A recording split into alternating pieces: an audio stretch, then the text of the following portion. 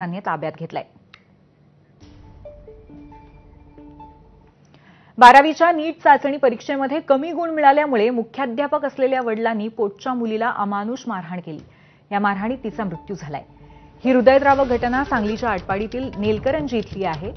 या प्रकरणी मुख्याध्यापक वडिलांना पोलिसांनी अटक केली आहे। मृत मुलीचं नाव साधना धोंडीराम भोसले असं आहे।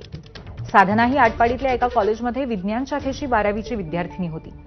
तुम्हालाही कमीच मार्क पडले होते ना पप्पा, तुम्ही कुठे कलेक्टर झालात असं उलट उत्तर तिने वडिलांना दिल्यामुळे ते वडील संतापले आणि त्यांनी मुलीला जात्याच्या लाकडी खुंट्याने बेदम मारहाण केली। यात तिचा मृत्यू झाला। मृत मुलीचे वडील धोंडीराम भोसले हे नेलकरंजीतील एका खासगी शिक्षण संस्थेमध्ये मुख्याध्यापक आहेत। आपले प्रतिनिधी विजय केसरकर आपल्याला या संदर्भात अधिक माहिती देतील। विजय, ही सगळी घटना फारच हृदयद्रावक आहे आणि ही घटना घडल्यानंतर आता आणखीन या संदर्भामध्ये काय माहिती मिळतेय? जे मुख्याध्यापक वडील आहेत त्यांचं काय म्हणणं होतं, घरच्यांचं काय म्हणणं होतं या सगळ्या परिस्थितीबद्दल, या घटनेबद्दल, याबद्दल काही कळलंय का?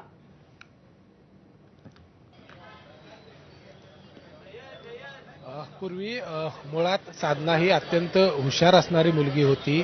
ज्यावेळी ती 10वीला होती त्यावेळी त्याच गावामध्ये ज्या शाळेमध्ये शिक्षक तिचे आहेत त्या शाळेमध्ये ती 10वीला पहिली आली होती आणि त्याच्यानंतर तिने आटपाडीमध्ये शिक्षण घेण्यास सुरुवात केली। त्यावेळी त्या ठिकाणी नीट परीक्षेचा अभ्यास आहे तो सुरू केला। मात्र नीट परीक्षेची जी चाचणी म्हणजे सराव चाचणीचा पेपर असतो त्या सराव चाचणीच्या पेपरमध्ये कमी मार्क पडल्यामुळे तिला हा सगळा प्रकार आहे तो पुढे घडला।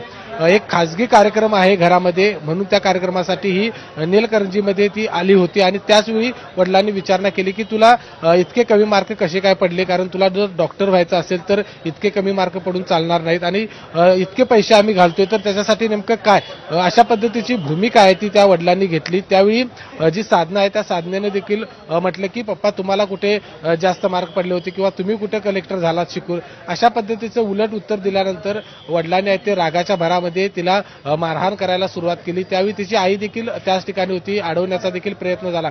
मात्र शवविच्छेदनाचा जो रिपोर्ट आला त्याच्यानुसार तिच्या संपूर्ण अंगभर मारहाण झालेल्या इजा झाल्या होती आणि बेदम मारहाण झालेलं निदर्शनास आलेलं आहे। एकूण जर बघितलं तर ही सगळी घटना ज्यावेळी संध्याकाळच्या सुमारास घरामध्ये घडली त्याच्यानंतर सगळी झोपी गेले, कारण तिला प्रचंड मार लागला होता। दुसऱ्या दिवशी सकाळी योग शिबिरासाठी जे वडील होते ते गेले होते आणि तिकडून परत आल्यानंतर लक्षात आलं की साधना ही बेशुद्ध पडली। तिला उपचारासाठी दवाखान्यामध्ये पहिल्यांदा आटपाडीमध्ये नेलं, नंतर सांगलीमध्ये आणलं, मात्र उपचाराला कुठलाही प्रतिसाद दिला नाही। डॉक्टरांनी तिला मृत घोषित केलं। त्यावेळी तिच्या संपूर्ण शरीरावरती प्रचंड इजा झाली होती, मारहाण आहे ती झाली होती।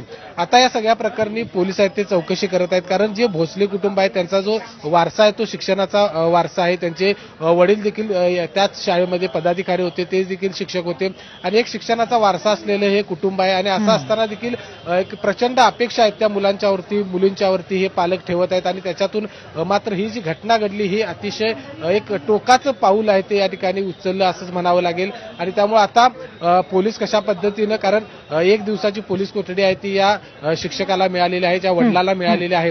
आईनं खरं तर फिर्याद दिलेली आहे की माझ्या नवऱ्यानं या ठिकाणी मारहाण केली आणि त्याच्यानंतर मुलीचा मृत्यू झाला। आता पोलीस नेमका तपास कशा पद्धतीने करतात हे पाहणं खूप महत्त्वाचं असणार आहे। खरंय, स्वतः शिक्षण अधिकारी एका पद्धतीने असून मुख्याध्यापक असून सुद्धा अशा पद्धतीने आपल्या मुलीला समजून घेण्यामध्ये का कमी पडले असतील असा एक प्रश्न आहे या व्यक्तींबाबत। धन्यवाद आपण दिलेल्या माहितीबद्दल।